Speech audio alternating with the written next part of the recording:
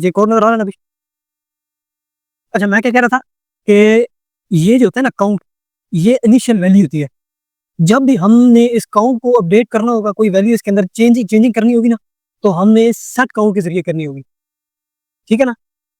हाँ, तो अब होता क्या है कि जब भी सेट काउंट में कोई चेंजिंग आती है ना, तो पूरा कंपोनेंट दोबारा रन होता है, ये फुल कंपोनेंट। सही है ना? ये जो पूरा कंपोनेंट है, ये हमारा कंपोनेंट है रिएक्ट व्यू स्टेट वाला।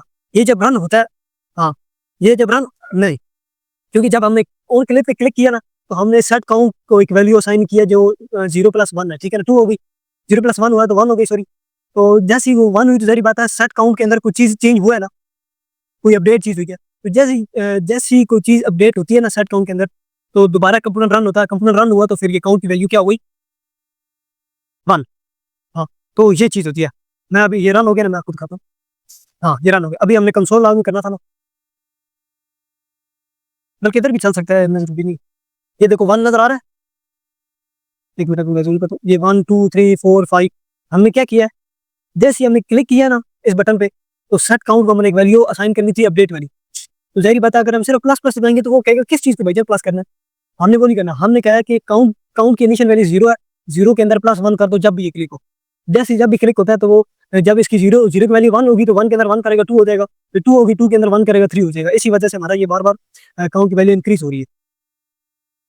ठीक है ना? बस इसमें कन्फ्यूज़न ना, ये होता है यूज़ स्टेट होता है, कोई भी चीज़ आपकी डेटा स्टोर करने के लिए, मतलब सबसे ज़्यादा यूज़ होने वाली चीज़ वीआई के अंदर यही है। ठीक है ना? ये भी हम चलेंगे तो मैं आपको सारा कुछ समझा देंगे। फिर आपने पता है क्या करना है? फिर आपने कॉपी किया और कंट्रोल वी किया, हमने इसका नाम रख दिया जी डाटा, ओह सॉरी, डाटा और सेट डाटा। ठीक है? सेट डाटा, वो हमें क्योंकि सिर्फ हमने अपडेट नहीं करना ना इसको, तो हम इसके अंदर डाटा के अंदर ज़ाहिर बात है हमारे एरेज़ के अंदर डाटा होगा। हम डाटा का जो भी डाटा आएगा ना, ज़ाहिर बात है हमने इसके अंदर कोई, जब भी कोई डाटा के अंदर कोई चीज़ स्टोर करानी होगी, हम डायरेक्ट तो नहीं स्टोर करा सकते, हमने सेट के साथ स्टोर, हमारा बैकएंड से डाटा आएगा, बहुत सारी हमारी जिस तरह हमने किया नहीं था, हमने एपीआई कॉल की, जो हमारा डाटा आया था बैकएंड से, तो वो डाटा हमने इस एरे के अंदर स्टोर कराना है। वेरिएबल के अंदर नहीं स्टोर कराना, एरे के अंदर स्टोर कराना है। मतलब है तो वेरिएबल ही अगर देखा जाए तो जावास्क्रिप्ट का, सही है? लेकिन स्टोर कराने के लिए हमें सेट का फिर भी यूज़ करना पड़ेगा। ठीक है ना? तो उसके बाद दोबारा हमने अपडेट नहीं करना, बस एक ही दफ़ा स्टेटस स्टोर करा दिया, फिर इस डेटा को हमने अपने अपने एचटीएमएल में डिस्प्ले करा दिया कि यार ये हमारी प्रोडक्ट्स की बैकएंड से आ रही है। हाँ, एक और चीज़ है कि अगर हमने इनिशियल वैल्यू इसकी दी है जी 50, ठीक है ना?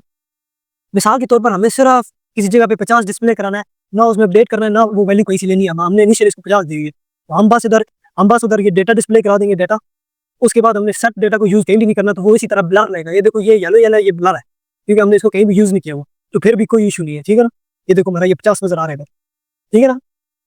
लेकिन लेकिन ये सब बताना ज़रूरी होता है, अगर ना बताएँ तो फिर भी मसला तो होता नहीं है, लेकिन फिर भी हमें ये देखो अभी भी नज़र आएगा इसको, 50 नज़र आ रहा है, ठीक है ना? लेकिन बताना ज़रूरी है, इस वजह से होता है कि बाज़ दफ़ा हमें ये चीज़ अपडेट करनी पड़ती है, और बार-बार हमें अपडेट जब करेंगे, अपडेट के लिए लाज़मी सेट होना ज़रूरी है। तो इस वजह से हम सिंगल ये डालते नहीं हैं, ठीक है ना? हाँ, अगर सिंगल डालें तो ये सिर्फ कर सकते हैं, ये वाला चीज़, ठीक है ना? नहीं, नहीं, वो सारे को नहीं। अच्छा, वो अभी एक चीज़ है, वो डोम था ना सारा, हाँ, तो वो रिएक्ट क्या करता है कि रिएक्ट उस डोम को वर्चुअल डोम बना देता है बस, ठीक है ना? ये याद रखना। रिएक्ट के अंदर वो वाला डोम यूज़ नहीं होता, रियल डोम यूज़ नहीं होता, यहाँ यूज़ क्या होता है वर्चुअल डोम। बस वो रिएक्ट वालों ने हैंडल किया हुआ है, उन्होंने खुद सारा सिस्टम बनाया है, ये वर्चुअल डोम रियल डोम को वर्चुअल डोम में उन्होंने बना दिया, ठीक है ना?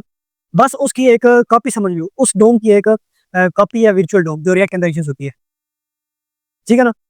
तो ये हमारा सीन था। अब ये समझ आया कि वेरिएबल को कोई चीज़ को अपडेट करना हो तो कितने ईज़ी है, वैल्यू की डाल के और इसके अंदर को अपडेट कर लिया, और यूज़ स्टेट किस लिए यूज़ होता है, ठीक है ना? ये समझ आ गया? हाँ, हमारा एक तो टॉपिक ये था कि जो हमने कल करना था अपनी छुट्टियों की, और दूसरा टॉपिक हमारा क्या है? वो है जी एक वेरिएबल एक कंपोनेंट से दूसरे कंपोनेंट के अंदर डेटा किस तरह हम भेजेंगे, उसे बोलते हैं प्रॉप्स। क्या बोलते हैं? पीआरओ, मैं एक बताता हूँ। हाँ, मैं एक बनाऊँगा ना इधर, एक कंपोनेंट बनाते हैं प्रॉप्स के नाम से, ठीक है ना? जब भी हम कोई नया कॉन्सेप्ट सीखेंगे कंपोनेंट बना लेंगे, ठीक है ना? प्रॉप्स डॉट जेएस, और आरएएफसी, ठीक है? और इस कंपोनेंट को हम किधर यूज़ करेंगे? इसके अंदर, ठीक है ना? पीआरओ पी प्रॉप्स, ठीक है, प्रॉप्स। अच्छा, अभी हमने करना क्या है, हम चाह रहे हैं कि नहीं हो गया, इम्पोर्ट ऑटो हो जाता है, ठीक है ना।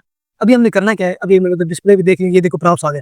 हमने क्या करना है, जब यूजर एक मिनट किधर गया भाई, कोड, हाँ गए। जब यूजर क्लिक करे किस पे, इस बटन पे क्लिक करे, ये देखो पेरेंट कंपोनेंट है ना, ये इसका चाइल्ड है, इस पे क्लिक करे तो यार ये प्रॉप्स के अंदर जो है ना, ये वाली चीज प्रॉप्स के अंदर डिस्प्ले हो, ये वाली ये काउंट, ये नहीं, काउंट काउंट की वैल्यू, ठीक है ना। अभी हम करेंगे क्या, number of counts, control x किया और प्रॉप्स के अंदर गए और कंट्रोल वी किया, नंबर ऑफ काउंट्स। वो कहेगा भाईजान काउंट तो डिफाइन है ही नहीं, तो हमने क्या करना है, हम ये वाला काउंट पेरेंट से भेजेंगे चाइल्ड को, ठीक है ना, ये वाला काउंट। जाहिर सी बात है, हमारी रिएक्ट की एप्लीकेशन होगी, इधर एक हेडर होगा, इसको क्रॉस करूंगा, एक इधर हेडर होगा, इधर नीचे फिर एक जीरो सेक्शन होगा, फिर इधर नीचे कंटेंट सेक्शन होगा, फुटर होगा, फिर नेक्स्ट पेजेस होंगे, तो जाहिर बात है सारे कंपोनेंट्स में बने होंगे।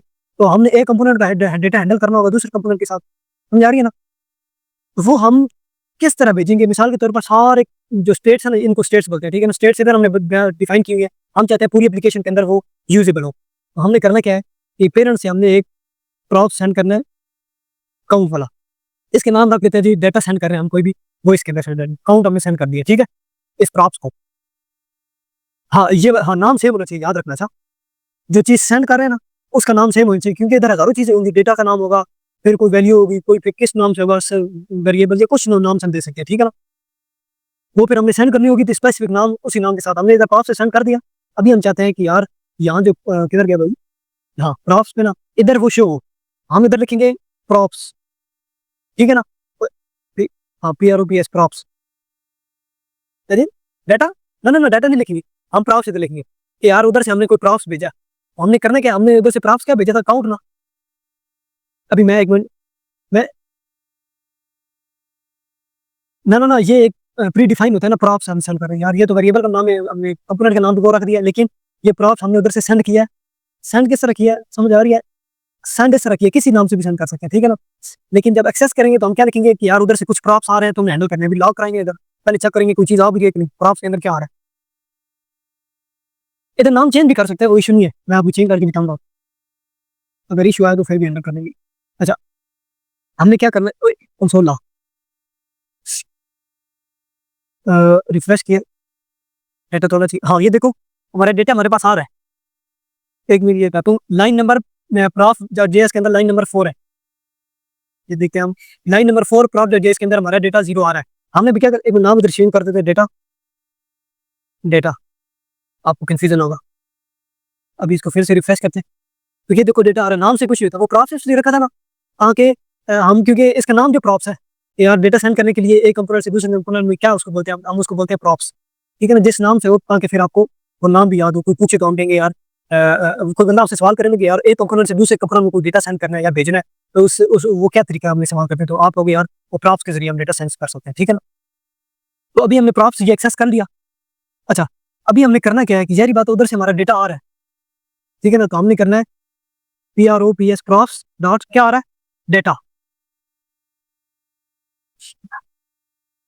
क्या चीज बोलो उधर सब, क्योंकि ये डाटा आ रहा है ना, ये देखो डाटा के अंदर वैल्यू आ रही है। हमने क्या किया था इधर, ये देखो डाटा के अंदर इस काउंट को स्टोर करा दिया था और इसको भेज दिया था, और भेजा तो फिर हमने एक्सेस किया, प्रॉप से इसको एक्सेस इधर नाम लाजमी रखना है, डेटा लिख लो या प्रॉप लिख लो, लेकिन प्रॉप लिखना बेस्ट है, ठीक है ना। फिर उसको हमने प्रॉप्स लिखा डॉट डेटा, जैसे डेट, हाँ ये वाला, हाँ हाँ ये प्रॉप्स उसी का नाम है। अगर इधर हम डेटा लिखेंगे ना, ये वाला प्रॉप्स, कंसोल लॉग वाला नहीं, इसको कमेंट करना, ये प्रॉप्स जो नाम इधर लिखोगे वही नाम इधर लिखना होगा। फिर जो चीज उधर से हम भेज रहे हैं ना, डेटा भेज रहे हैं, तो डेटा उसका नाम हम लिख देंगे डेटा, तो वो हम इधर शो हो जाएगी। अभी मैं आपको दिखाता हूँ, ये देखो 0 हो गया। अभी मैं जैसे प्लस करूंगा 1 हो रही है, 2 हो रही है, देखो मैं पेरेंट कंपोनेंट में वैल्यू ऐड कर रहा हूँ और चाइल्ड में ये अपडेट हो रही है, ये देखो। तो ये समझ आया प्रॉप्स क्या होता है। हाँ कोई चीज हमने पेरेंट कंपोनेंट से अपने अपने चाइल्ड को भेजनी है या दूसरे कंपोनेंट में भेजनी है, तो वो प्रॉप्स से हम भेज सकते हैं, ठीक है ना। तो हमारे वैसे तो कॉन्सेप्ट कल तो हमने सिर्फ एक करना था, लेकिन आज हमने 2 कर लिए। एक क्या किया, सबसे पहला यूज स्टेट का इस्तेमाल किया, ठीक है ना। स्टेट स्टेट क्या बोलते हैं, स्टेट के अंदर डेटा हैंडल होता है, सही है ना। और उसको हाँ, अपडेट करना। इनिशियल वैल्यू ये होती है और अब अगर कोई वैल्यू अपडेट करनी है तो वो ये वाली होगी, सेट काउंट से हम अपडेट करेंगे। और फिर हमने किया प्रॉप्स। प्रॉप्स क्या होता है कि एक कंपोनेंट से दूसरे कंपोनेंट में डेटा को हैंडल करना, डेटा को सेंड करना, अपडेट करना, हाँ, ट्रांसफर करना। तो जैसे वो ट्रांसफर होगा तो इधर हमारा हमने इसको शो कराने के लिए क्या होगा, इसका नाम लिखेंगे, जो इधर हमने नाम लिखा वो नाम लिखे, और फिर जो चीज़ हमने सेंड की, जिस वेरिएबल में हमने स्टोर करके सेंड किया, हमने डेटा में किया तो डेटा हमने इधर लिख दिया। तो ये चीज़ हमारा कॉन्सेप्ट था। समझ आई है कि नहीं आई? अगर कोई सवाल है इसमें तो पूछ सकते हो, कोई इशू है तो वो भी पूछ सकते हो। अच्छा, मैं एक और बात बता दूं आपको कि ये जो चीज़ है ना, प्रॉप्स, स्टेट हो गया, ये हमने अभी जो काम करेंगे वो, तो ये डेली यूजेज है, इसका डेली यूज, अच्छा ना। प्रॉप्स का फिर भी कम है, लेकिन ये जो स्टेट है ना, इसका तो मतलब हर मिनट के बाद फिर इसका यूज आता है। तो ये आपकी क्लियर हो जाएगी, टेंशन नॉट।